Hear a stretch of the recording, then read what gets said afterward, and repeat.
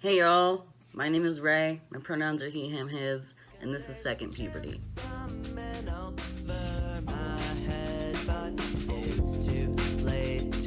Second guess, let the roller coaster loose. I'll be here waiting for the crash. Yeah, there's a chance I'm under qualified, but I don't see why you think I'm the guy. Let the doubts keep rolling in. I'll be here struggling to pass. So this is kind of gonna be a weird episode. It's been a couple months since I've done one of these. I really wasn't sure what I wanted to do as far as episode 3 goes. Honestly, I've been on testosterone for 7 months. For those of you who don't know me, who haven't seen me, since the last video, I think the one thing you will notice is my voice is definitely lowered, which is super cool. We're definitely into that. But honestly, there really isn't a whole lot that I felt needed to be shared. So we're doing something a little different. You know, obviously there are changes happening. The acne is real. You're gonna see that throughout this video. There's not a whole lot I could do about it. Besides taking Accutane. I haven't gotten to that point yet though. But anyway, I don't want to ramble on too long in the beginning here. So yeah, we're gonna be doing something a little different. I've been watching a lot of Brad Mondo lately. And if you don't know who he is a hairstylist that makes YouTube videos reacting to other YouTube videos of people dyeing their hair at home. So, you guessed it. I'm gonna be dyeing my hair at home today. Actually, in fact, I've already done it. That's what the hat is for. Not because I've done a horrible job. I've actually done an amazing job, but I kind of wanted this to be like, you know, a surprise at the end. So having my hair done at the beginning of the video would kind of not be great for that. So the rest of this video is going to be my process, how I go about going from what I had to what I have now, as vague as I'm going to be. And also throughout that, if you follow me on social, you'll notice a couple months ago when I was planning on doing this 3rd episode that I was asking for questions that viewers or just like the community in general had about transitioning and trans people and what that's like for me personally, things that I can answer. So I have a couple of those questions that I will be reading over some of the more boring and quiet processing, like, you know, just applying color or applying bleach. So this is going to be a very weird smorgasbord of I kind of took it as like a tutorial. I give you a couple of tips for if you also want to be dyeing your hair at home. I think that's a huge thing within the trans community, is that a lot of trans kids have super colorful hair, and I am embracing that, full stop. But, you know, that's not, if you know me, that's not different. You know, I've always been a fucking chameleon. But, yeah, so I hope you enjoy this, this 3rd installment of Second Puberty. And, yeah, thanks. Yo, what's up, guys? My name is Ray, and, today we're going to show you how I color my own hair at home. These are all the products that I will be using today.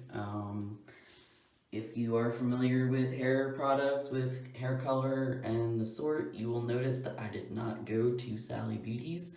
I am licensed. I bought all my products from Salon Centric or Cosmoprof or the like.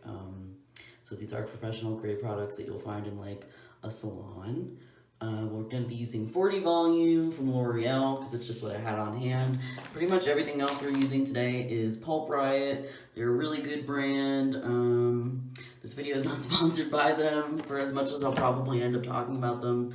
But their packaging is just to die for, and their pigment is just like really fucking impressive. And their lightning powder, which we'll be using, is also really excellent and has gotten me a lot of lift in a short amount of time. So without further ado, let's start mixing.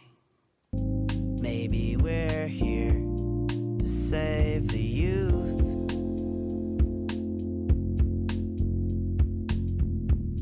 There's room to grow, room to grow. 'Cause there's a chance I'm in over my head, but it's too late to second guess. Let the roller coaster loose. I'll be here waiting for the. Now when you're mixing bleach, what you want to look for is a really smooth consistency. You don't want any lumps, any bumps. So you really want something that kind of looks like this. It's going to be like a little goopy. It's not going to be very liquidy, which is again what you want. You don't want a super liquidy bleach, because especially if you're trying to get like a very precise highlight or foils, you're going to end up with like a lot of excess bleeding, which is no good. So for what we're doing today, as you can see, I've got sort of this washed out pinky orange color up top, and everything else is my natural color. Today we're going to be going all over pink. So we're going to try to get some of this out, not a whole lot. I'm not really too concerned about this. It's going to provide a decent base for what we're going for anyway, and then of course we're going to be lightening all the roots, but that will come second. So let's do it. Okay, so here are the questions that you had for me for Second Puberty Episode 3. First question comes in, it reads, what was the first change you noticed and how did it make you feel? Okay, as cliche as this is going to sound, the first change that I noticed that was almost immediate was my mental health. I think for a long time I was identifying as trans and I knew I wanted to get on testosterone, but just life and moving and all sorts of things were getting in the way of that. And then just that initial patch, being able to like just kind of like have that peace of mind of knowing that I had finally taken that first step into transition was really cool. And it took away a lot of the anxiety of like, damn, I can't wait to get on testosterone. Now it's, damn, I'm on testosterone. Like, changes are coming after that hard and fast. I think body hair physically is probably the first thing that came out. I'm an Italian American, so even as a girl, I was relatively hairy, and that has not stopped. I'm starting to grow some more facial hair, but really, honestly, it's all been relatively slow. So there is that. Second question comes in. It reads, how did you know transitioning was right for you? Okay, so this is kind of complicated. It's different for everybody, right? And I think that's why whoever asked this question asked, you don't need to transition in order to be trans. A lot of trans people don't want to get on hormone therapy. Even more trans people don't elect to have any kind of surgeries. It's really, it's a personal thing, and it's personal for everybody. For me, a big thing is I personally am somebody who strives to pass.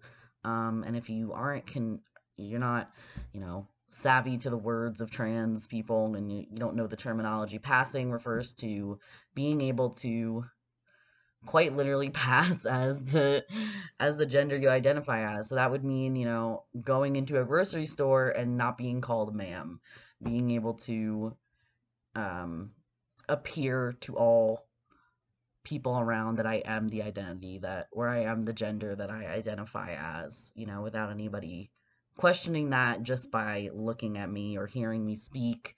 So I think wanting that specific thing, which again, not all trans people want to make that clear.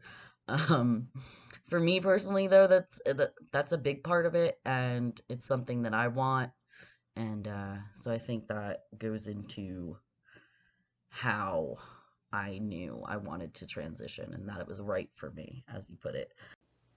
So now we've got it completely applied. We have a good saturation on everything that we want. What I'm doing now is I'm going to go in and I'm going to mix a little bit more bleach for the root area and everything else. Because this is honestly lifting pretty fast, and I think we could get this done all in one process. So here we go. Now for this mix, I do want it to be a little bit thicker than the last time because it is going on the roots, and bleach shouldn't run. If your bleach runs down your forehead, it's definitely way too thin. You want bleach to stay in place. Think like cake batter. Cake batter is pretty thick, right? I don't know. I don't do a lot of baking.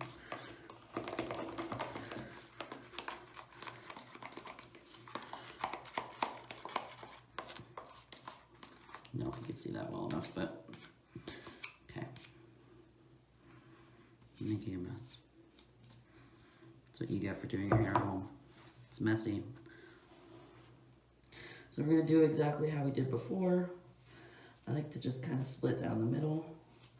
It's easy for me. Should probably have gloves on. It's gonna hurt.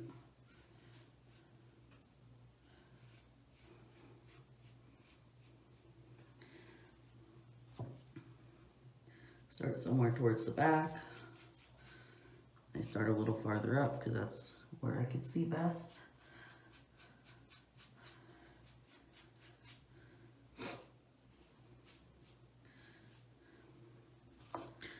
The back is definitely a challenge when you're doing your own hair. But you know, you make do.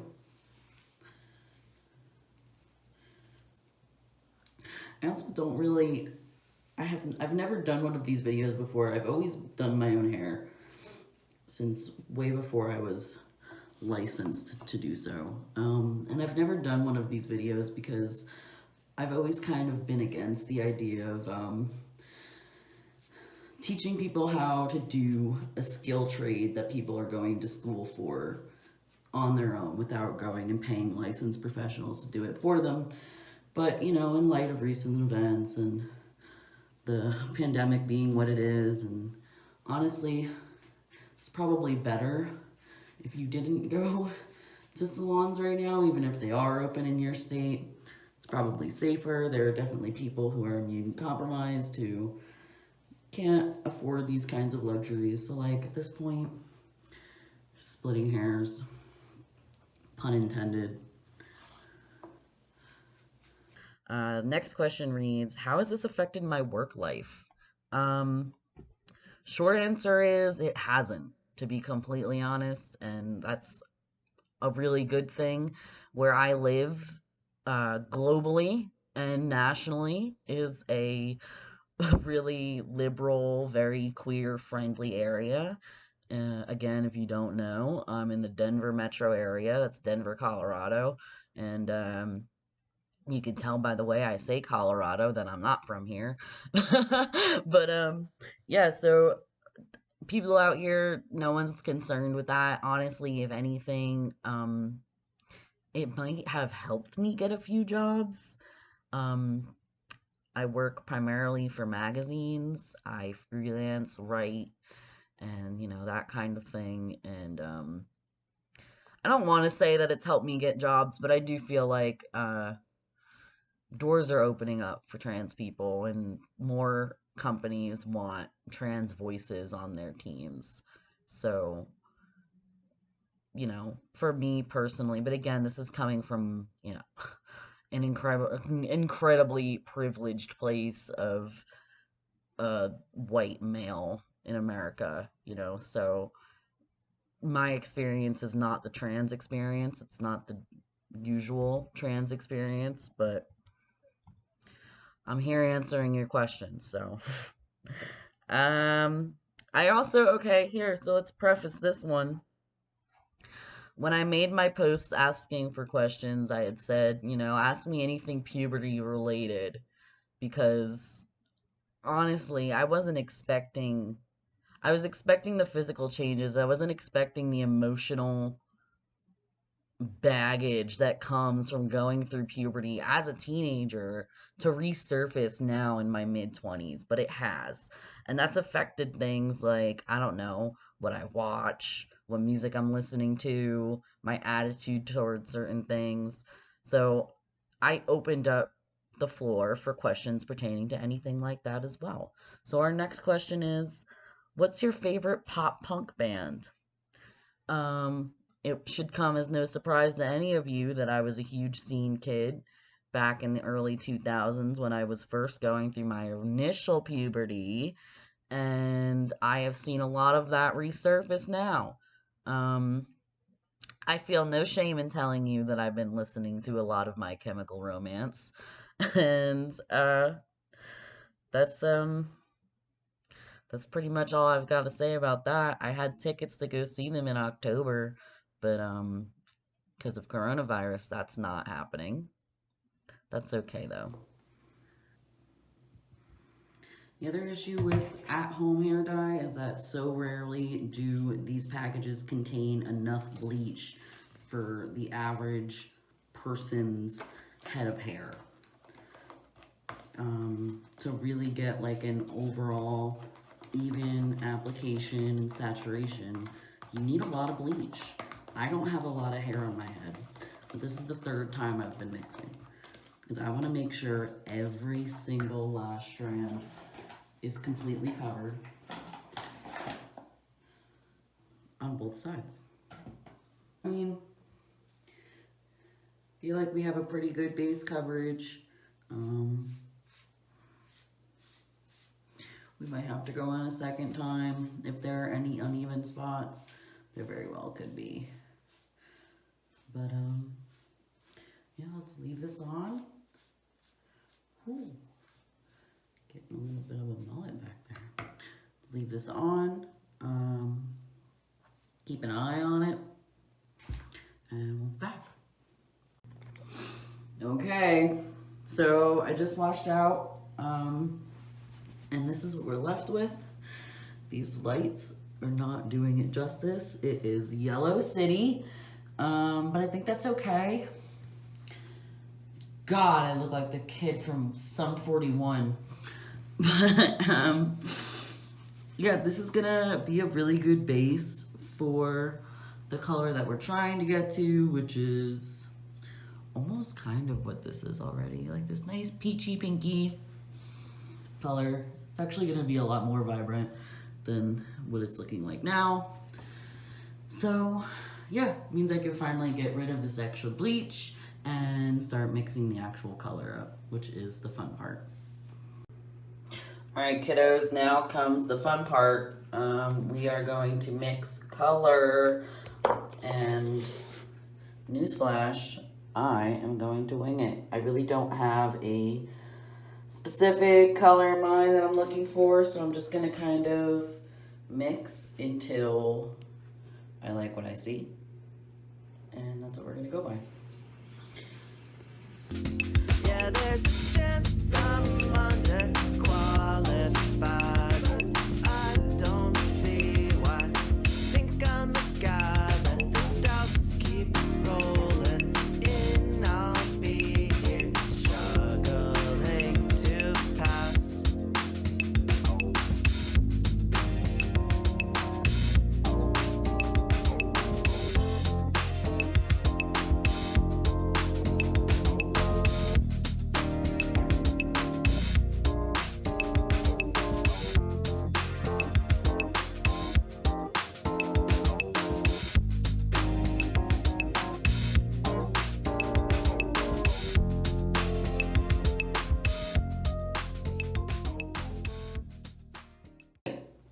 So the color is mixed, and this is what we have. Damn, that orange is strong.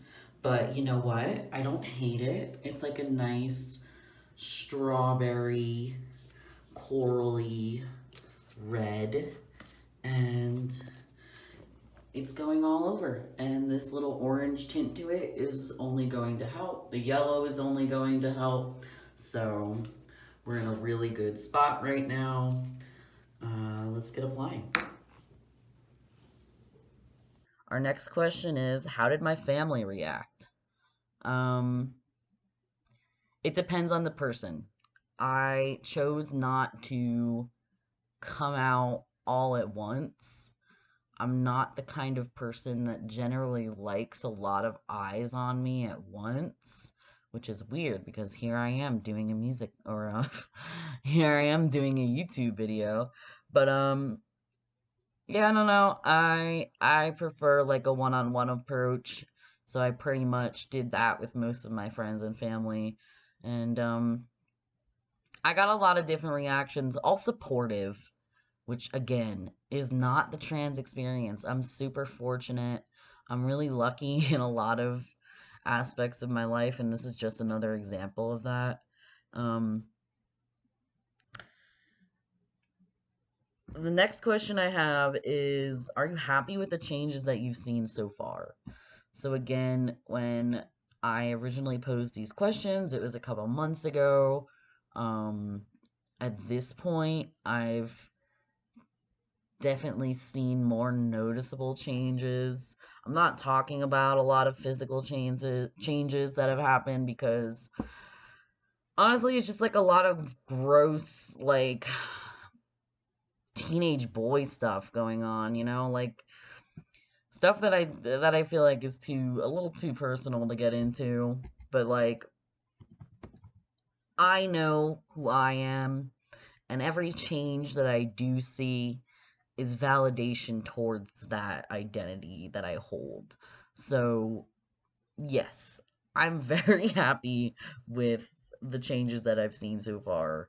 And honestly, I'm super excited to keep seeing more changes because this is a wild ride. And in 7 months, I'm like already at a place where I feel more comfortable talking to people and going out and, just living my life authentically, as they say.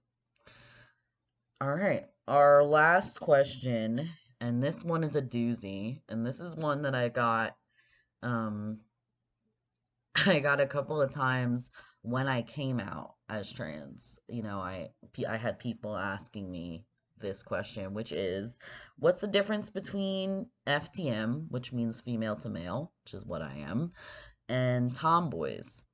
So I think, the most obvious answer is that tomboys are not trans people. I mean, there are a lot of different there are a lot of different points along the spectrum of gender identity, and tomboy is definitely on there. He, him lesbians are also right on there as well. And I think when you have these blurred lines and you don't have this very concrete set of what is male and what is female, certain people that are very used to these ideas of very bilinear uh, masculine and feminine ideologies, they're they shrink away from it. They're kind of afraid of this idea of that, I could be a trans man and I could be gay, I could be feminine, I could be, I could be all those things. In fact, I am all those things, and that's okay. That doesn't negate the fact that I am a man and that's how that I identify and like to be perceived as. Um, yeah, and then as far as people asking me that when I came out, it was I'll be honest with you, it was a lot of cis men asking me if I knew the difference between trans men and tomboys because I guess in their mind they thought that maybe I was just a tomboy. Maybe I didn't need to go on this whole journey of transitioning from one gender to the other just to make myself happy. But I will disagree with you there. I do need to go on this journey, and I am definitely finding that happiness that I was chasing for a long time. Um, but like, I don't, here's the real thing is as a girl, I don't think I was ever a tomboy. As a girl, I don't think I was ever overly masculine or sporty or athletic. I wore makeup. I worked in hair salons, which I'll talk about again during this video. Like I was feminine as a girl, but that doesn't, while it confused even me from finding who I was authentically, it doesn't take away from the validity of my identity as a trans person. The fact that I'm feminine. There's plenty and plenty and plenty of, masculine trans women and feminine trans men, and we're out here just like any other trans person is out here living our authentic lives and trying to disrupt the binary as much as we can because honestly, fuck that. Um, those are all my questions. I don't know how much of this is going to end up in the video after I splice everything together in some weird Frankensteinian way. Um, but yeah, thanks. You want to make sure, especially when you're doing shorter hair like this, that you're painting both sides. So that means I'm going to go down on certain sections, and then I'm going to push back up to make sure both sides are getting saturated. I don't want any blonde left. That is not a good look when you go for like an all over, like very dramatic fantasy color and you have like splotches in the back or at the root that are just still blonde. Gross. You want everything to be equally saturated. All about equality here. Oh, God. Look like a Jolly Rancher.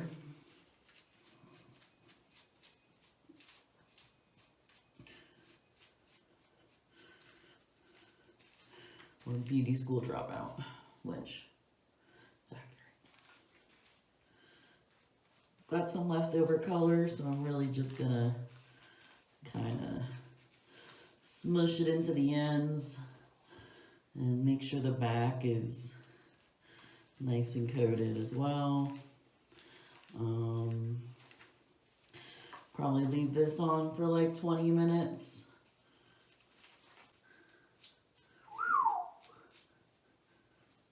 Oh shit. Girl.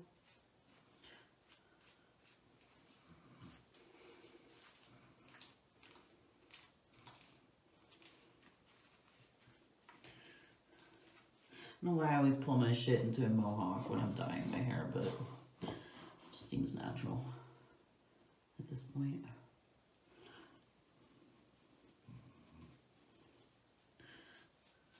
Alright, that's all the color I had mixed up.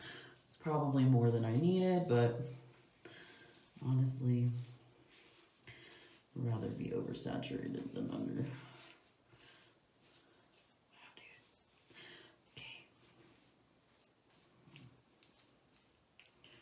Good golly, Miss Molly. There's a lot of color back there. All right, cool. I'm gonna get cleaned up and I will show you guys how this comes out in just a bit.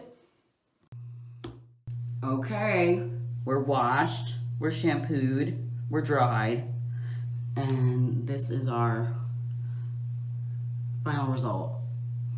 I'm really happy with it. I'm not happy with these overhead lights because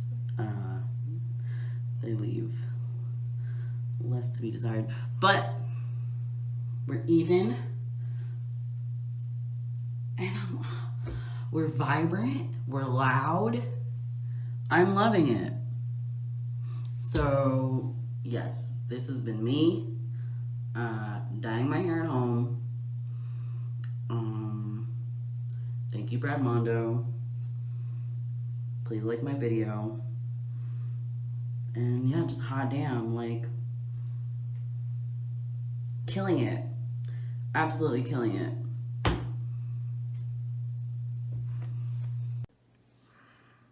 Alright, so that was our third installment of Second Puberty.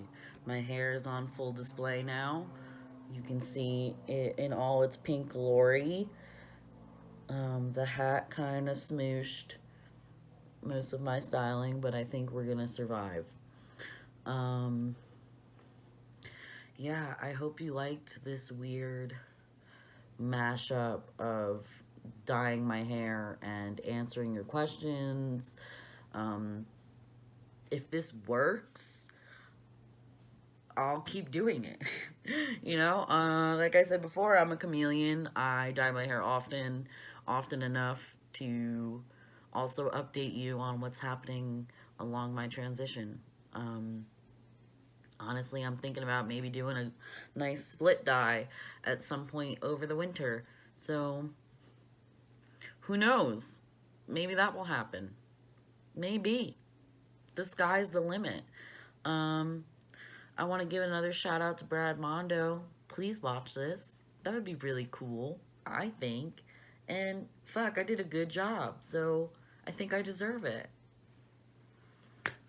My name is Ray Manzari. My pronouns are he, him, his, and this has been Second Puberty. 'Cause there's a chance I'm in over my head, but it's too late to second guess. Let the roller coaster loose. I'll be here waiting for the crash. Yeah, there's a chance I'm under